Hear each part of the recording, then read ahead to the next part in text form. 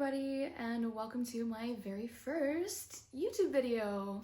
Yay! Today I'm going to be talking about my facial plastic surgery journey in Seoul, South Korea. This video was originally supposed to be a 3-month update, but I'm a little bit late, so it's a 4-month update. But either way, my face is totally healed, so same. This is actually my 3rd time going to South Korea to have surgical procedures done on my face, and this time I got a full facelift, a brow lift, an endoscopic brow lift, a neck lift, and a fat transfer into my jowl area in here, and then also a little bit of some buccal fat removal. Previously, I did some facial contouring and a small nose job, a lip lift, and some more fat transfer into the rest of my face. So if you guys want to hear me talk about those procedures, I'd be happy to make another video. Just let me know. But for now, I'm just going to talk about my most recent experience. So I went to JK Plastic Surgery, and my doctor was Dr. Kim Seung-sik. Hopefully I'm not mispronouncing that. I'm probably butchering it though. JK Plastic Surgery is actually accredited by the government as the official plastic surgery center for foreigners in South Korea. So this means that this facility is definitely a little bit more on the pricier side compared to some other plastic surgery clinics in Seoul, but the doctors there are very experienced. They've been doing what they do for a long time. They're really great at it, and everybody speaks really good English. The facility is really big. It's really clean. It's a really lovely facility. Out of all the ones I've been to, I think this one definitely has to be my favorite, just as a foreigner going into the plastic surgery journey that I've had for my face. And by the way, I will be sharing my before and after photos, so in case you guys are curious to see those, they will be at the end of this video. Honestly, pain-wise, these procedures compared to some of the other procedures I've had done, both to my face and the rest of my body, were relatively easy to handle. They did keep me in the hospital bed for 24 hours with a caretaker the entire time, and during that time, I did take some of the pain medications through my IV, but after that, I was just taking Tylenol and Advil for 3 days, and then after 3 days, I completely stopped taking any pain medication. At its worst, it felt like a moderate headache, but that's about it.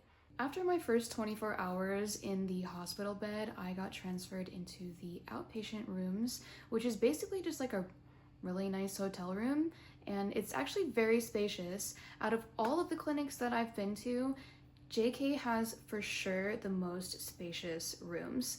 It had like its own dining room and dining room table and everything. It was amazing. I also thought that JK had the best aftercare.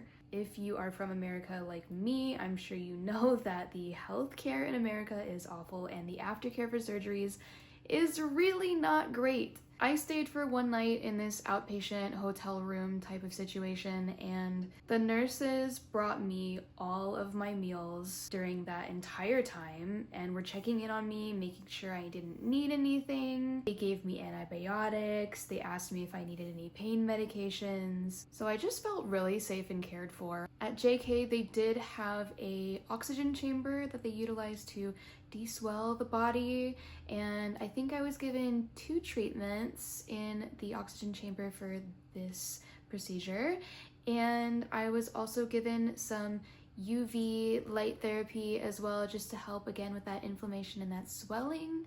And they also gave me a shampoo treatment for my hair, which was really nice. I just felt very pampered. In America, you have to pay extra for these types of things, but in Korea, all of this stuff is worked into your entire surgery price. So all of the treatments, all of the aftercare, all of the doctor's visits, the room, the 24-hour care afterwards, all of that was included within my surgery price. I'm feeling really super happy with my results, and in case you guys are wondering why I wanted to get these procedures done, when I had my facial contouring done, inevitably when you remove some volume from the bone structure of your face, your face has a tendency to sag because the soft tissues are just lacking some of that structural support that they had before.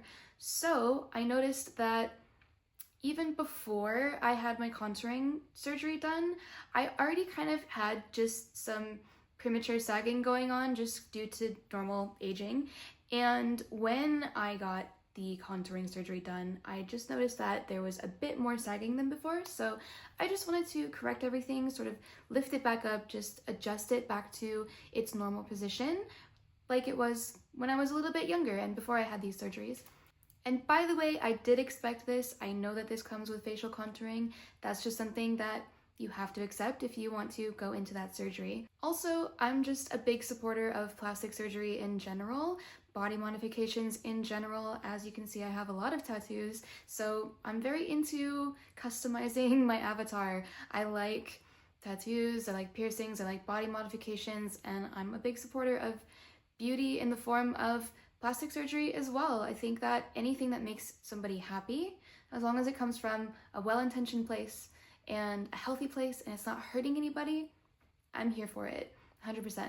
Okay, now I'm gonna come get up a little bit closer here so that I can maybe just show a little bit better how my results are looking, especially as compared to before. So I would love to show my incisions. There's some that go in front of the ear. So this one on the top right here extends up into the hairline a bit. And then this one where the crease of the ear is right here goes back behind the ear. Back behind the ear here and then into the back of my hairline. Hopefully you could see that. Okay, yes. So that's where they did all of the lifting in the mid and lower parts of my face. And then for the brow lift up here, all of the incisions are actually like in my hair. They're like in my scalp.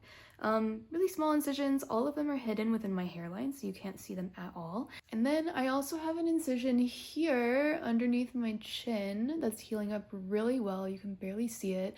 And then I had a couple of small incisions on the inside of my mouth for the buccal fat removal. Definitely some of the most noticeable changes that I see in my face are my forehead, like barely wrinkles now. And I don't have any Botox, by the way. I actually really just don't like getting Botox in my forehead because I like to be able to really express my emotions when I'm talking. But now, even when my eyebrows are all the way raised, my wrinkles in my forehead are just not very deep. Okay, but something to take note of with this that I really honestly didn't see much written about when I was looking up endoscopic brow lifts and the results, and also the people just writing reviews, is that your forehead is going to be stretched. It's going to be lifted, of course. And so I just didn't think about this, but my forehead got a little bit longer. Maybe like by like half a centimeter, nothing too crazy. But if you're a person that maybe feels that you have a larger than average forehead, just proportionately speaking, and that's something that you maybe don't feel good about, then I would definitely consider that going into an endoscopic brow lift, and maybe consider if a different type of brow lift would be better for you. Definitely the fat transfer into my jowls, like it really helped to smooth some of the divots that were here, and that was honestly just genetic, but it was sort of just exacerbated again by the contouring surgery that I got done. Also, just all of my fine lines that were in here. I have some dimples in my face, and there was a lot of like kind of fine lines going on in my cheeks here, but now all of that is smoothed out, which I just love so much. And with the buccal fat removal, I also just genetically had some fat deposits that were kind of here in the jowl area. So I removed some fat from here, and then I inserted some fat here in front of it just to kind of smooth everything out, give it more of a tapered effect, and just kind of make my face in general just look a little bit more lifted and youthful. Okay, so now the final question, my most asked question, of course, is how much did I pay for everything?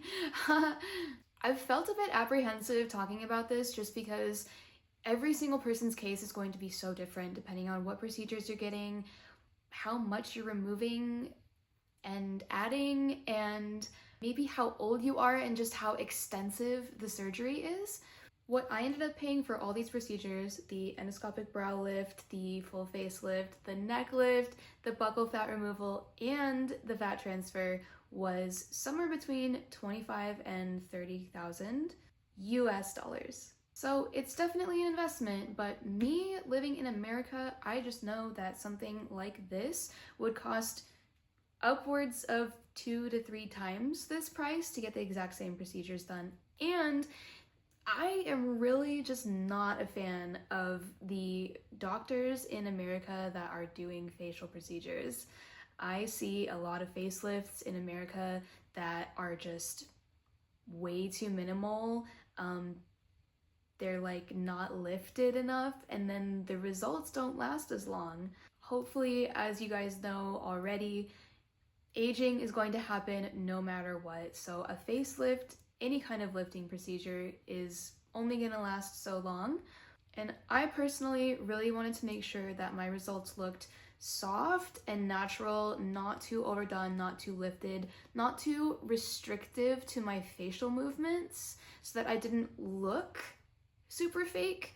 No judgment, by the way. I see some really snatched baddies out there that just look really gorgeous. Even if they do look plastic and you can tell, it still looks great. But me personally, I just really wanted to find that balance between a lift that I knew was going to have longevity, it was going to last me a good while, and then also a lift that was still going to look natural and not overdone. Okay, and now the before and after photos you guys have been waiting for.